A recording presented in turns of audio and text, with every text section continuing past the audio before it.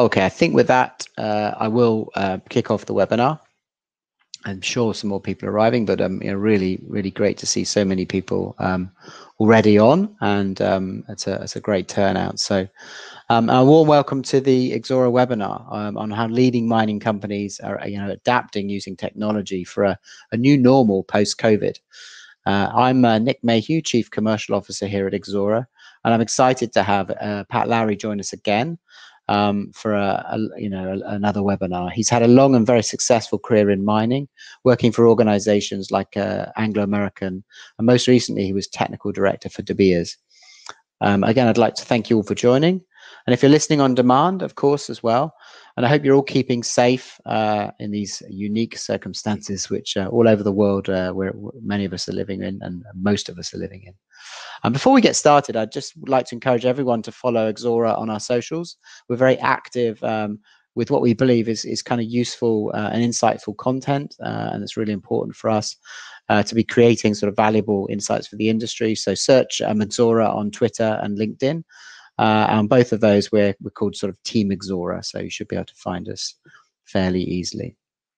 With that, I'm going to go through to the agenda.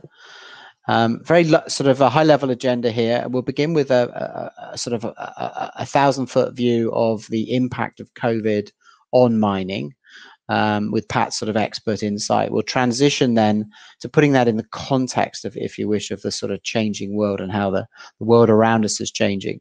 And then we're going to get to the sort of meat of the session, which is really highlighting some of the leading innovators. These are innovative mining companies with great real-life stories that we've done research over. We're really excited to see these leading companies leading the way with digital innovation. We will have some time for Q&A. With Pat, so please post your questions in the Q&A window. There are two windows. There's a questions and a chat. If you wouldn't mind, put them in the questions window. We'll try and pick them up if they are in the chat, so don't worry too much.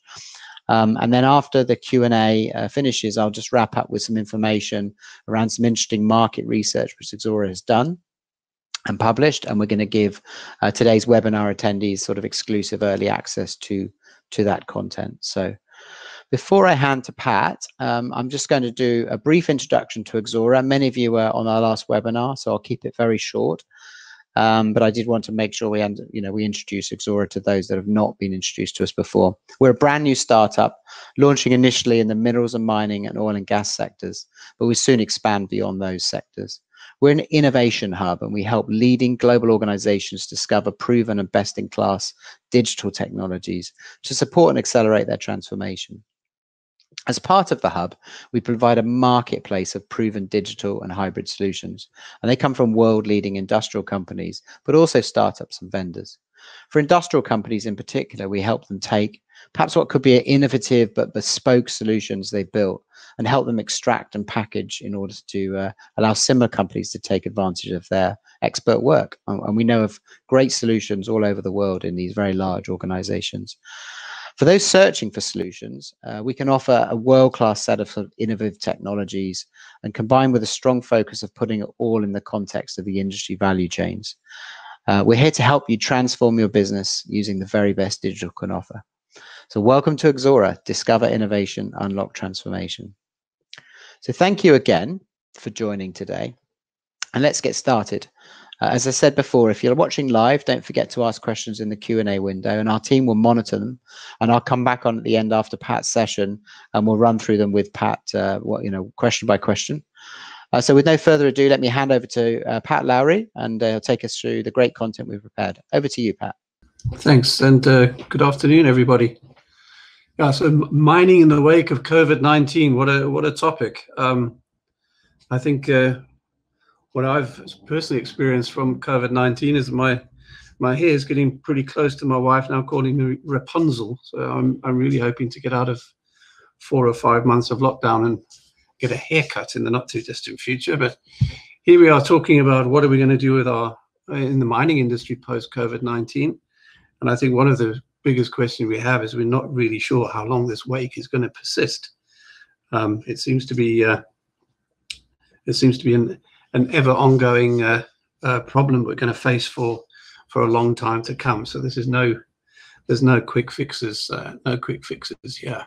here we are commencing in July, and when this thing kicked off in February, March, by April, some 247 mine sites in 33 different countries had been significantly disrupted. Most of the major mining companies that had operations either voluntarily suspended or suspended in agreement with host governments. In South Africa, for example, I know quite a few of the companies were put down onto 50% production for periods of time. And this has given us obviously considerable short-term impacts, and the long-term impacts still remain to be seen. We had some really significant hotspots all around the world, but one of the biggest underground gold mines, Mpumalanga, with more than 200 cases, nearly 450,000 people sent home within a 24-hour period. So we can't really under-describe the impact this has had on the mining industry, and continues to have as we try and rebuild and get the operations up and running again. But I think what's been particularly impressive flowing out of this whole incident is that mining companies for several years now have been beating the drum that people come first, pursuit of zero harm. And I think there's quite often, the naysayers have questioned how much there really is behind these statements. But I think this event has really shown that putting worker safety first has really been at the forefront of what the response to the mining companies have been. And from temperature screening through to providing 24/7 hotlines for employees to address their own personal anxieties and get on top of, even for office workers, the stresses and strains of being in lockdown. Then we look at the relationship that the businesses have developed with the communities, particularly around this issue, and funding of PPE, even coming to arrangements in terms of getting money over to suppliers quicker. I think Vale in particular did some impressive work around constructing quarantine centres and donating cleaning kits, etc., for local indigenous communities in their immediate surrounds of their mining operations. So if we look at some specific examples of how the industry responded, Rio Tinto, I'm sure BHP had a similar approach, and most businesses with FIFO, fly-in, fly-out type arrangements have had a really good opportunity to screen employees before they set off for their shifts in their workplaces, and they've really taken this to heart in terms of early arrivals and pre-screening before people set off to for their shifts. Rio Tinto, surprisingly, nimble and agile as it is, has turned its hand to producing its own sanitizer, for example. And for those of you who like statistics, we believe they've produced more than 7,000 litres of hand sanitizer at 6 global sites since the epidemic kicked off. So surprising what we can do when we really need to. Those of us who grew up, and there are many, I guess, on this webinar, who cut their teeth in the mining industry in South Africa in the 70s and 80s, would remember that companies like Anglo American built really world-class hospital facilities in their day, and they've been donated by the now owners, Anglo Gold Ashanti, to the South African government to be used as COVID-19 treatment centres. There's a lot of activity going on in terms of support of what in developing countries is obviously and very often fragile healthcare systems, and I think a lot of the mining companies are getting involved there. We've seen Anglo American in Botswana getting involved with treatment and isolation centres, Codelco and Antofagasta in Chile, building brand new facilities and repurposing existing facilities. And even here in the UK, we've had De Beers putting part of their technology centre to work, producing parts for masks for the National Health Service. It's all around a really tremendous response. But I think before we move on, I think one of the things that is particularly encouraging is that the mining industry is moving away from a philosophy of donations, which I think has been around for a long time. It's relatively simple to put a couple of assets and donations on the table and rub your hands and walk away. But what we're seeing now in a lot of the vocabulary that's emerging from regulators and NGOs with respect to the mining industry is very, very positive. And I read a couple of articles over the past couple of months during the pandemic where terminology such as leveraging knowledge and understanding of host communities has been able to support the response to the mining by the mining companies, that there are trust and strong rapport, and that we're in a world now of thoughtful and respectful engagement, which I think 10 or 15 years ago would be words that you wouldn't often hear in relation to the mining companies. So we're now talking about renewing the industry's role in the changing world. I think we mentioned in the previous webinar that most leading mining and metals companies are now signatories to a lot of global type arrangements, the UN Global Compact. There we see the build up there in terms of membership. I was looking the other day in the ICMM, the International Council of Mining Metals. They have some 27 members with 650 assets in greater than 50 countries, and they're starting their own pathway of engagement to supporting the UN Global Compacts and how to help their companies on the pathway of abiding by and sticking to some of these new regulatory frameworks, which for the smaller companies often quite complex to understand. So where do we go from here? Where are the mining companies going to move ahead in a world of complete uncertainty? I think the one strength is that as miners and mining executives and mine management type people, we work in an industry that is always been uncertain, cyclical in the way that its prices change, and we've had to be able to respond fairly quickly. This is, of course, a unique challenge in terms of getting people back to work. Vaccine rollouts, potential for further lockdowns and hotspots, which are going to hit us sporadically. Commodity prices are going to do no less. And there really is the need to protect against what's going to happen in the future. As we said, the wake is going to be extremely long. So we need to de-risk operations, implement rapid recovery systems. And I think when we talk amongst ourselves and when we read the various papers on the topic that are emerging very quickly, the one thing that does seem to be missing is understanding that the key to the success of whatever we're doing here is going to be our frontline supervisors and our frontline managers on the operational sites.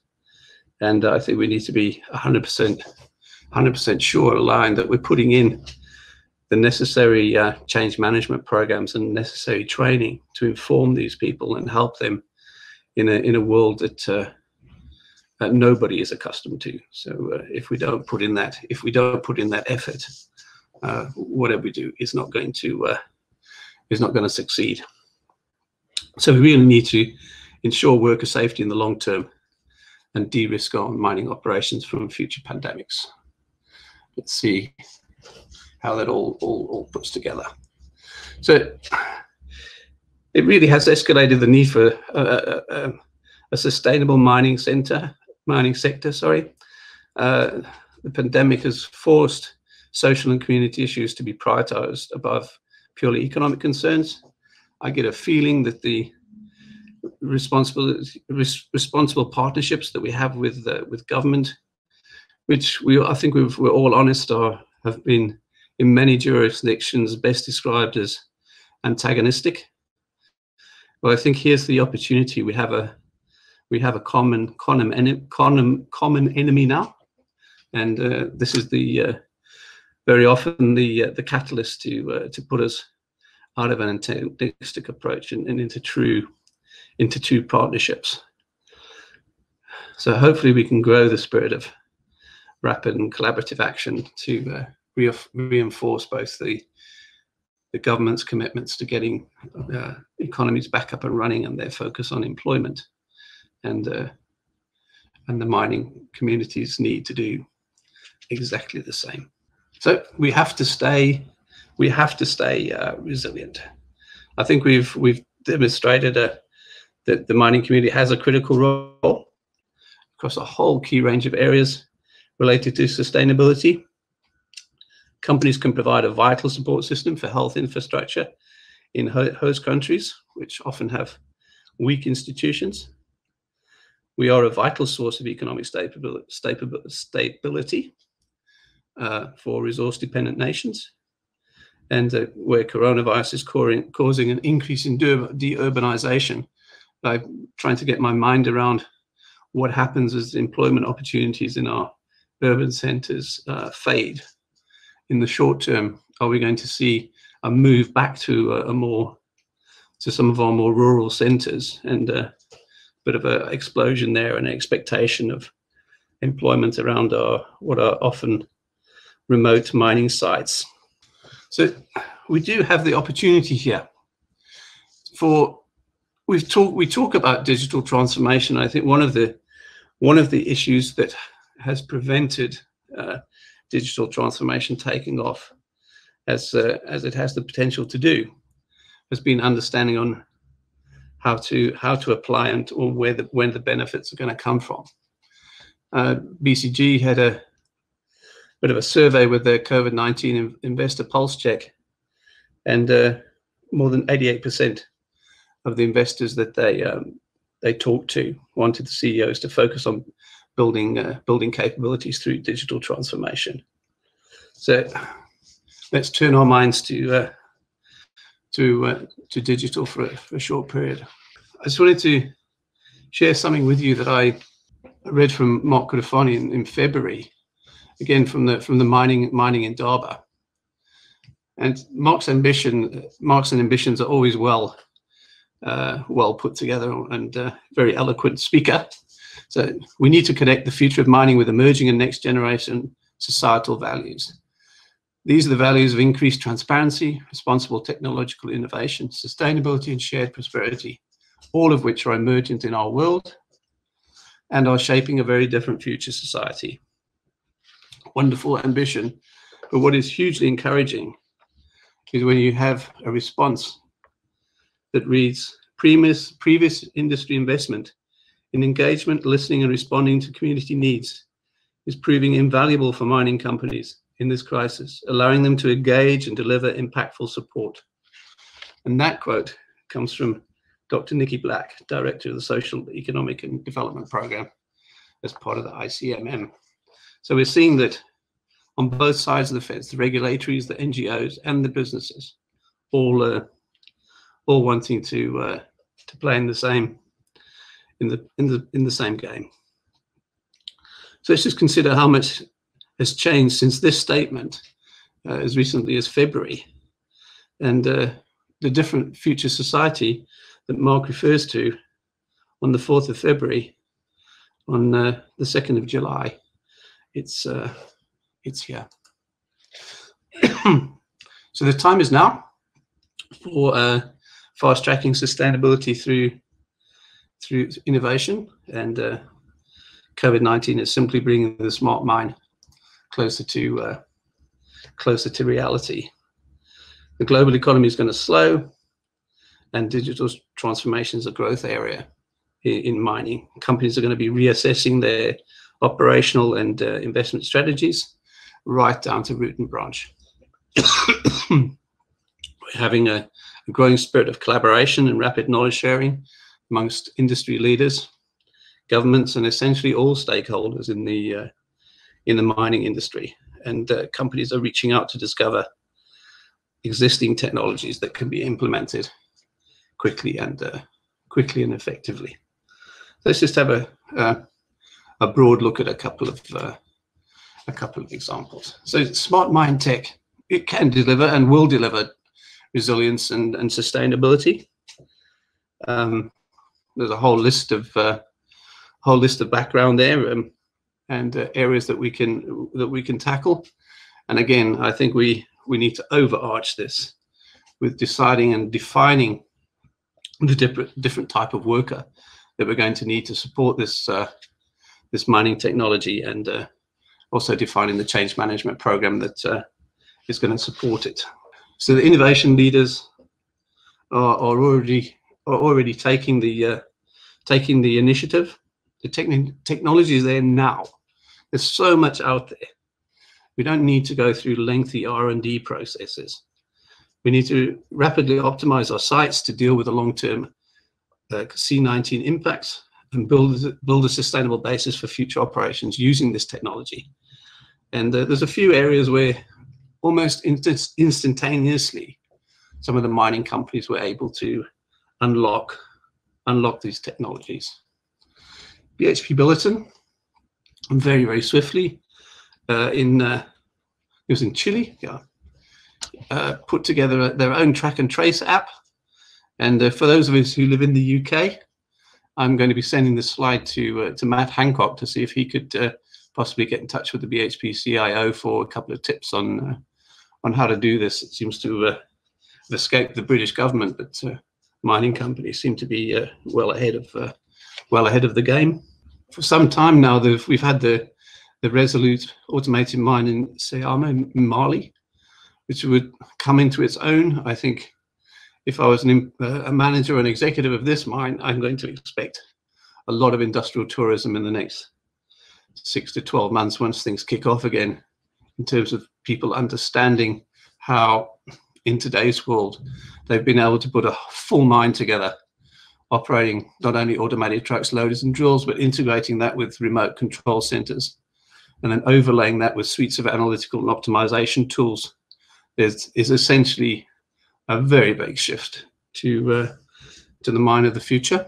And then we have another excellent little example there. It's the Cobre mine in Chile, in the Atacama Desert, where the remoteness of the activity and trying to keep employees safe, they've developed their own tools to track stock levels of all their key operational inputs, stores, reagents, etc. And they can rapidly respond as these stocks are diminishing, depending on where they're coming from and whether or not there's a COVID-19 kind of regional and international issue with them getting their supplies, and rapidly take the necessary action to get their stocks back up from alternative suppliers, should they need to. So I think the new age of sustainability is here. 80% of companies want to get onto the digital transformation bandwagon. I think there's now the structural drivers to do it. I think there's an understanding that it doesn't have to be a lengthy process, that there's technology out there that we can get on and apply today, and it'll be ready for us tomorrow. So what we described, I think, as the new normal in mining is here. It's upon us. It's now not necessarily ambition. It's a reality and something we've got to get on top of. And the mining industry will be transformed into a sector that's truly sustainable. And thanks very much. Hope you've enjoyed the content. Thank you very much, Pat. Very good session, very insightful, and we're pleased to go to Q&A, and we've got quite a lot. So let me just go to the question window. So I'll go in order of upvotes just for now. So you ready for some questions, Pat? Yeah, why not? Why not? Good. Right. In your opinion, which region in the world performs relatively better than others? Are there any sort of trends you see over the world? Oh, that's a very it's a very difficult question. I think the COVID situation worldwide is changing all the time, and as the pandemic has migrated, I mean, we've seen different governments just reacting in different ways. I'm loath to say whether what they've done in Sweden or Brazil or whatever has been successful or unsuccessful. I think we've seen great successes in Australia and New Zealand, where initially they've come down to very few infections over very short periods of time, and then we've seen countries like the UK and aspects of Europe that have struggled. I think whether success is very difficult to measure when tens of thousands of people's lives have been lost. But I think everybody's done as well as they could. I think they've reacted as quickly as they could, and I think we should all be in awe of the leaders that have had to lead us through this, because I guarantee you I wouldn't have wanted to be one of them.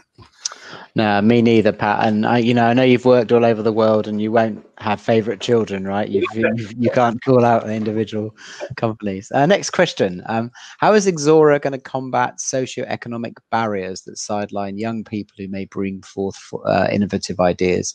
I mean, I think you can talk broadly on the topic, and I'll throw in a few sort of Exora things as well. So. Yeah, I mean, it is a very good question. I mean, the new normal of how young people are going to make a mark in the short term, when there are so many professional people and experienced people going to lose their jobs. And I think for me this issue is going to it's going to be over any boundaries that you want to talk. You want to use terminology like socio and economic boundaries. I think it's going to transcend all of these boundaries. It's going to be something that's going to affect each and every young person. Is how do they get on the ladder? I have 4 children of my own, and I've seen the impact that they've had to suffer over the past couple of months in terms of furlough and losing jobs and things like that. So it's a very, very good question, but I think something that takes a far bigger man than myself to answer. I think it's just going to be very. Yeah. I mean, I think, let me give you my perspective. I mean, it's a very good question. Thank you, Bonolo.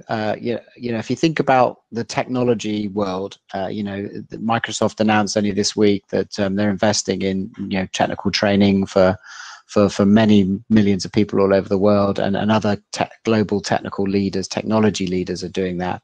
And I think that's one example perhaps where the technology industry can come in and help the wider industry with really training and reskilling. And if you think about where the jobs are going to be, and where the fastest pace of innovation is, it is in digital technology. And so I think, the best advice I would give, and I've got 3 kids of my own, is if they are looking for an area that is future-proof for their careers, and if they can break down, as you said, the social sort of economic barriers, and many people are trying to help with this, is skate where the puck is going, if you like. Help yourself get trained into technology areas that can really give you a powerful career in the future.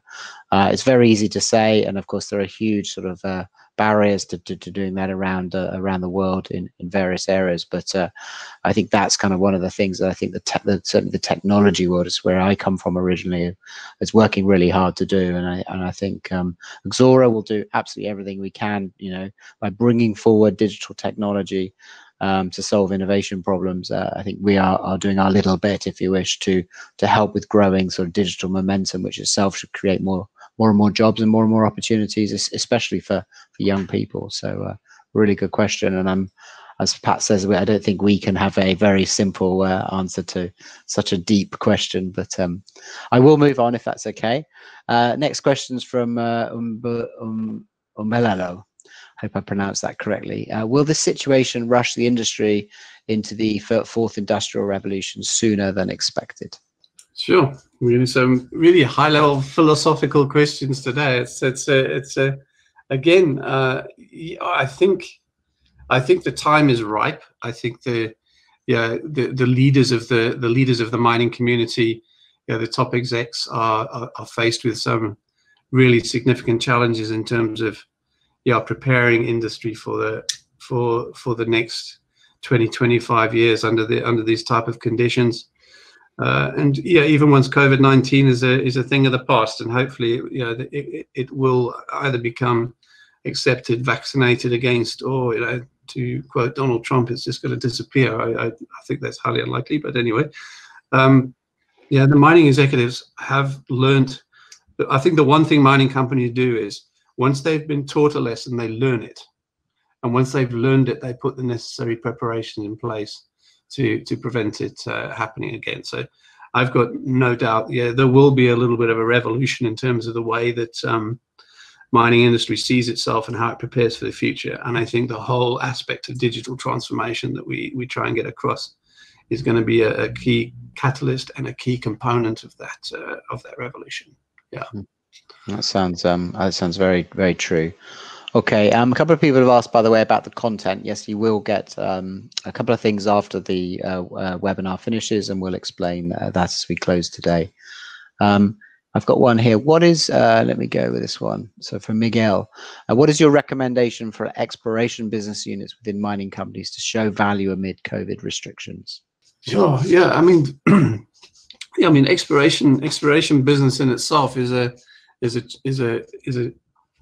huge challenge, given where we are in terms of the depletion of world resources, even without the COVID-19 circumstance. But I think we have a lot of new generation tools that the exploration industry can use in terms of targeting sites, etc. I mean, the truth is, even with the latest modern technology, at the end of the day, you've got to put drill and man on the floor to go and delineate where we are in terms of resource and reserve. But I think for the exploration world, again, there's an opportunity to get into the digital space. But from my perspective, from exploration people, it's business as usual. Get out there, do your thing in a very safe way, and bring these resources to the companies, and they will exploit them. It's business. It's going to be business as usual, but just in a very different way. So just get out there, carry on. We've got a very related question actually on sort of safety, so which I'll just kind of extend the answer. I think most underground mines and mills are humid, and on-site workers' barracks are common. These are high-risk environments, if you wish. So, and I've had a look at some of the programs that some of the mining companies are putting together. Anglo, I'm closer to Anglo than I am with the other companies. I still have a lot of colleagues who are there, and they've launched the We Care program, which I think is it's world leading in the way that it's put together. But I'm sure the other majors and the other mining companies all across the world are doing either the same or thinking about the same. And this is temperature monitoring ahead of going on shift, creating quarantine areas available to people on shift, and insisting, I think, on four temperature measurements throughout the course of the shift. So every 2 hours, people are expected to test themselves, and if they do pick up an issue, to self-quarantine themselves in a specific area on the workplace and call for help. So I think you can make a plan, whether you're surface worker or underground worker. It's simply a matter of having a correct structure and standard work practice in place to deal with this emerging challenge. And I think that's the way that business is going to have to go along in the future. And let's face it, mining people are pretty good, let's say, at the whole safety equipment and putting the necessary equipment on. We've kind of spent the past 30, 40 years learning how to do that. So on necessary advice, and once it's been communicated, if wearing masks is something we want to encourage, it's not something that people are going to balk against. They'll comply. Yeah, but I think building on the learnings over the last decades on safety more broadly will be a great foundation, as you said, won't it? So, a great question here from Moffat, actually. So, how can we accelerate the migration of the industry to more innovative technologies and obviously lower risk of COVID transmission? Yeah, I think historically the mining companies have been quite reserved in terms of taking on technology. I mean, those of us who are, I'm not a mining engineer myself, I'm a metallurgist by training, but I mean, if you think of, you know, the mining that we do today is not that different to the mining that was done 20 or 30 years ago. So the mining industry has been very slow in terms of adopting new technology, I think. And one of the major challenges in an industry like the mining industry of bringing new technology is the cost of conversion. It's very expensive once you have a major asset like a mine set up to operate in a specific way. To convert it to a new way of operating, a new way of thinking, it takes a lot of capital. But I think it's these burning platforms that we've experienced now, and there's real need to convert the way that we think and the way that we operate. Having created that platform creates the business case. Once the business case is there, transformation is very quick. Very good. I'm just going to take one question, which is aimed at Exora, actually. So presuming that it's really directly aimed at Exora, I think I'm probably better to qualify it than you are, Pat, to answer it. But, is Exora giving people opportunities, jobs during this pandemic? Really good question, and thank you to Raffaele for that question. If you really do mean Exora specifically, yes. I mean, we're a new startup. We're about 15 people at the moment. We'll be growing to a couple of hundred people over the next few years. If we execute our business plan correctly, and certainly at the moment we're in the UK only, and I've been really proud that we've been able to hire a few university graduates as interns, for example, and in the UK in certain terms certainly, and I imagine in other places around the world, internships, for example, have been very hard to come by in this current climate. So, we've been quite sort of excited that we've been able to continue to do that. And we do expect to expand our staff team around the world as we go forward in the next few years. So certainly if you're interested in joining Exora, we'd welcome any relevant talent. So keep an eye on our careers page as we go forward. I'm sure there's probably an implied broader question, if you wish, obviously about mining companies more broadly, Pat. And I think, how do you see sort of workforce expansion or contraction in general in the mining industry at the moment?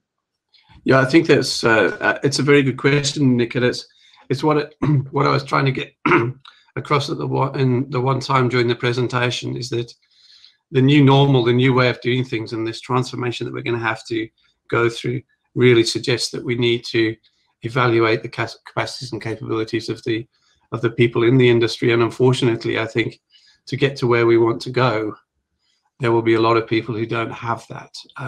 They don't have that capacity or capability. And I think the new era, the new way of moving, I think the reputation that the mining industry is getting now is conducive to bringing young people in. I think 10 or 15 years ago, the mining industry, to quote a few young people, I said it wasn't sexy. I mean, they'd rather go to computer or banking or whatever. But I think the possibility of having this industry that's on a new technical trajectory and really needing to move forward, I think makes it exciting for young people, and I think the opportunities are going to be there. That's great to hear, especially as perhaps digital transformation kicks in more and more. Of course, new skills required, of course, to fairly traditional industries. Where do you see trading houses in post-COVID world? See what? Trading hours? Trading houses. Houses. Tough question. I'm not really the right person to ask that, because I don't know if I'd ever say that I have an international web platform. I don't have a lot of time for them, So I don't really see what value they bring, So I don't ask you. I don't. I think we all hope that the mining industry as a whole begins again to boom, and of course that's a valuable role for commodities trading, all over the world. I think the Exora point of view would be, commodities trading is definitely ripe for more digital transformation. You know, we expect to see some, you know, evolution and some revolution, I think, and you will see things like asset-backed, you know, technologies like Bitcoin ultimately maybe playing into how commodities are traded, all the way through to more just sort of evolutionary approaches as things go forward. So it's exciting times, I'm sure, no doubt, to be in the trading and the financial ecosystem associated with mining. So I've got quite a few more still to go. I'm gonna prioritize some of them. So let's go here from Jeremy. With no way to replicate face-to-face meetings, you know, how do you recommend that service and support companies get in front of mining executives?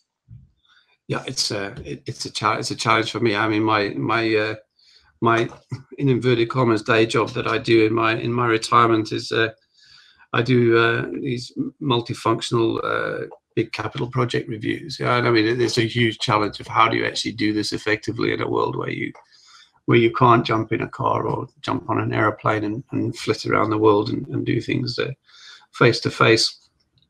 But I think some of the technology software that's available is really great. You know, I mean, I use these things like Teams and Zoom and all this other stuff's available, and I think if you use it correctly, it can work.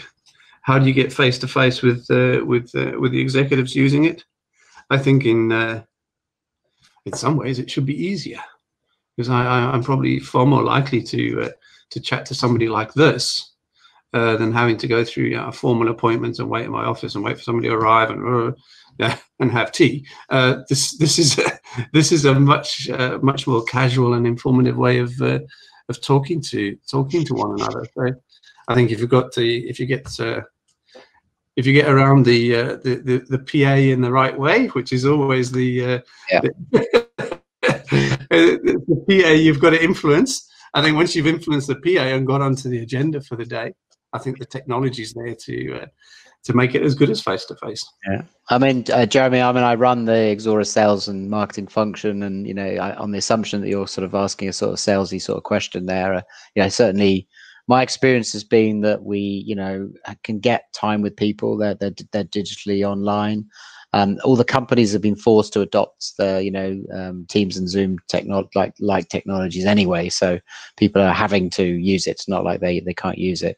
I think the question it's behind your question, if you wish, is, you know, can you close deals? You know, can you get all the way through a sales cycle online, or is it going to need some face to face? And of course, in some cultures, face to face will be more important than in other cultures, depending on where you're selling around the world. But you know, I think if you can progress sales online, you can at least save some time, and it's easier to ask someone for a 15-minute meeting than it is for an hour and a half face-to-face meeting, as Pat said. So I think, you know, use it to your advantage as much as you can. So that's a very broad topic, but right. Moffat, another question from Moffat. So how can the industry leverage technology to have more people working from home? I guess that's about sort of automation of mines and those sorts of things. Yeah. Look, I think the move to remote centers, I mean, that's one technology piece. Specifically working from home, I think it's I think a couple of executives, well, I call myself, I was an executive, there's a couple of executives like me who were a bit long in the tooth. I mean, we were quite resistive of the whole work from home thing. Just a bit of a cultural clash there with the age. I think a lot of us have moved on, and I think I'm seeing now the success of the principles of working from home that we've had, particularly. I mean, I think this pandemic has had a major impact on how people perceive working from home. I found it quite nice, actually, to be at home with my wife and family, but able to schedule my day accordingly. And I think, you know, you're reading more and more articles that are showing that people are actually more productive working from home. That being said, I mean, old codgers like me, I would prefer that people maybe go to the office Monday, Friday, and have Tuesday, Wednesday, Thursday at home, because I think to Nick's point earlier, there's nothing beats face-to-face in terms of relationships. So I think there's a world in which both works. I think the platforms are there. I mean, all of the platforms to work from home are there, and I think businesses are going to become more and more amenable to people working from home out of necessity more than anything else, because that's the world we're going to live in for quite some time. And I think, as you said earlier in the presentation, obviously, and last time's presentation as well, the scale of automation will continue to increase, and that will create new types of jobs that will be supporting mines, mining operations. A question we've got a couple more to go, and then we'll transition to the wrap. Mervin's asked a very good question here. Hey, Pat, do you have any indication how COVID's going to impact the mining contractors? What measures are companies putting in place to get them back to work? Yeah, that's also a very good question. I think a lot of the mining companies that I'm used to working with didn't necessarily differentiate between own employees and contractors in many ways. And I think there will be the contractors will be expected and will be engaged in the same way as a full-time employee. I think one of the things that the contractors are going to have to look at in the short term, and I mean that's going to be a whole open and honest communication with the employer, the company, is that all of these changes and all of the transitions we have to make cost money, reduce margins, and I've got no doubt that contracting companies will be looking to the big companies to support them in some way in terms of transitioning from where we are today to where we need to be tomorrow. But, I don't really see a change in the relationships where it makes economic sense to outsource. I think the economic sense will still be there. Good to hear. Right, very good question here from Antokozo. So I think it's a sort of strategic question, really. If you want to increase capacity, what trends are you seeing around the world between almost sort of doubling down on proven versus kind of risk appetite for sort of more high risk unproven technologies? Yeah, no, I think I mean making the most out of the capital assets is always is always at front of mind. So what I'm seeing in terms of trending is in front of the metallurgical process plants is when we can engineer a disconnect between the mine and the process plant, and very often we can it's particularly in open pit mining, it's easier to get more out of the mine than it is to reconfigure your process plant or add capital to your process plant. Not as easy on underground operations where there's normally a shaft constraint or something like it. But I think there are technologies emerging that say, looking at XRF or XRF, DMS, all types of different rejection type mechanisms to upgrade ores as they come up from underground. And I think people have been toying with them for many years, and it's like this research and development curve that we've all sat on, and being uncomfortable in terms of bringing these technologies on board. But I think that time's over now. I'm seeing more and more in the industry where even to the big type of projects I'm involved in, people are putting technologies into these new projects with nowhere near the degree of proof that we would have insisted on 10 or 15 or 20 years ago. So I think the appetite for risk on technology has also changed. Very good, and that sort of leads to kind of Exora. Really, one of our forming principles was to take proven technologies that may not be very well known and bring them to market, and that's one way of perhaps reducing risk in the mining sector. So, and then the final question is regarded as a question to Exora, but I think it's more broad than that. So let's broaden the question, if I may, Bonolo. What are the principles regarding sort of environmental impacts? What are you seeing in the industry, Pat, around the communities which they operate within, the mining players? Yeah, again, it's a very good question, and I think I've made this comment to many folk recently. You know, over the past few years, when I've been involved in big projects, expanding projects, and brownfields projects in the industry, the technology piece is actually becoming the easy part of the review. It's pretty well established. As we just said, you know, we're kind of getting less risk averse, so people are tending to put new technologies in. The complex part of the projects nowadays, and the mining business, is around the legal aspects, the permitting aspects, the social performance aspects, the environmental impact assessment type work, heritage work. That's where the complexity is, and I think out of necessity, the importance and relevance of those disciplines has pumped up considerably over the past 10 to 15 years. It definitely is a changing environment that the mining companies are working in, and I think one of the things that we've got to do in terms of this, moving away from this antagonistic to the more partnership approach with governments, is to understand that everybody has the desire to up the game in those areas as much as we do in the digital transformation stuff that we talk about here. But that requires the partnership, and the way that we're doing it right now is we're emphasizing those particular aspects, but we haven't got them on the same timeline. So our technical aspects are moving much quicker than our ability to move through the administrative and bureaucratic burden of getting those things done. And those partnerships that I think, driven out of an issue like we've got now, are going to cement the way that governments and business work together, and hopefully we can get over those timeline hurdles. I think everybody's ambitions today are the same. There's no doubt about it. We've just got to find a way to make it happen. Well, on that note, Pat, I'm going to thank you very much for your time today, and great job. You're off the hook now.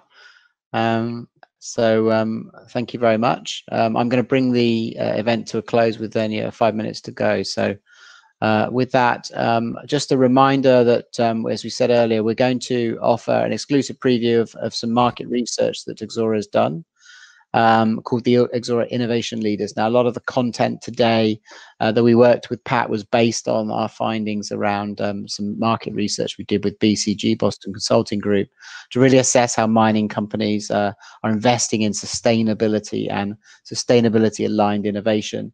And our report really highlights some of the exciting case studies. So building on today's webinar, we hope you enjoy that. You'll get that in your inbox fairly soon. And do give us feedback. And then that brings us to a close. As I said earlier, we'd love you to follow us on the team's LinkedIn and Twitters, and we will hopefully see you again soon. Thank you very much indeed for joining today, and reach out to me directly if you've got any feedback. nick.mayhew@exora.com. And indeed, we look forward to hearing from you all. Thank you very much. That brings today's event to a close.